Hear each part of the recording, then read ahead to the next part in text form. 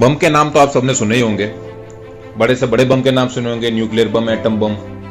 लेकिन क्या आप जानते हैं कि हिंदुस्तान के अंदर एक और नया बम तैयार हो रहा है, और इन सबसे भयानक भी है। उस बम का नाम है राजपूत युवा।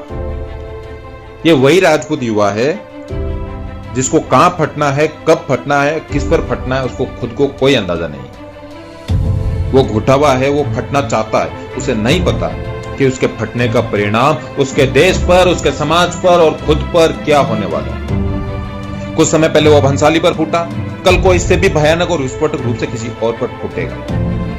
अगर आप उसको रोकना चाहते हैं तो रोकिए। रोकने से पहले आप उसको समझिए, ऐसा हो क्यों रहा है। आपने उसका भविष्य, उसका इतिहास सब कुछ तहस नहस कर दिया है। यह देश उससे समझदार होने की उम्मीद करता है, लेकिन उसे समझदार बनाने की कोशिश नहीं करता। आप उससे कहते हैं कि वो विचारों द्वारा विरोध करे, हिंसा द्वारा नहीं, लेकिन आप उस बात की कभी परवाह ही नहीं करते कि उसे विचारों द्वारा विरोध करने लायक बनाया कब आपने। राइट टू एजुकेशन में से उसका पत्ता काटकर आपने उससे उसका शिक्षा का अधिकार छीन लिया।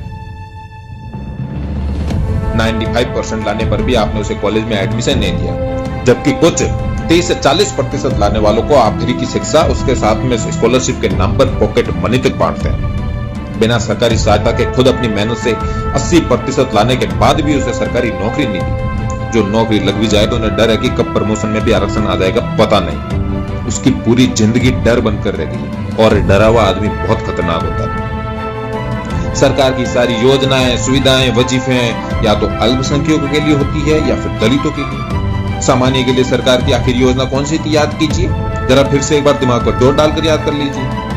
पूर्व प्रधानमंत्री जी कहते थे कि देश के संसाधनों पर पहला हक अल्पसंख्यकों का है। वर्तमान प्रधानमंत्री जी कहते हैं कि देश के संसाधनों पर पहला हक दलितों का है, क्योंकि ये देश तो अंबेडकर का है। तो फिर हम कहां बांग्लादेश आए।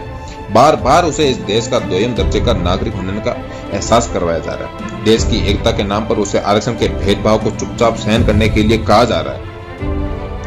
उसके दिल में बार बार सवाल उठता है कि जिनको हर जगह आरक्षण चाहिए, वो सीमा पर गोलियां खाने में आरक्षण क्यों नहीं मांगते। जो रोज देश की जातिगत जनगणना के आंकड़े मांगते, वो फौज की जातिगत आंकड़े क्यों नहीं मांगते। जब हर अखबार चैनल पर बलात्कार की शिकार लड़की की जाति होती है, तो फिर सेना में मरने वाले शहीद की जाति क्यों नहीं होती। वैसे तो बोलने को बहुत कुछ है, पर मानव अधिकारों की बात करते हुए सुना है मैंने आपको। और यह हाल दिल सिर्फ मेरा नहीं, हर राजपूत युवा का नहीं, बल्कि हर स्वर्ण युवा का है।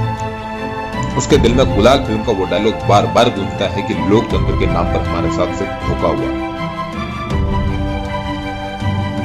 आप तमाम तरीके के तर्क दीजिए आरक्षण के पक्ष में, उसे नहीं है मंजूर। वो फटेगा, कभी न कभी फटेगा, और जबरदस्त फटेगा। फटने के बाद इलाज ढूंढने से बेहतर है कि पहले सुधार किया जाए।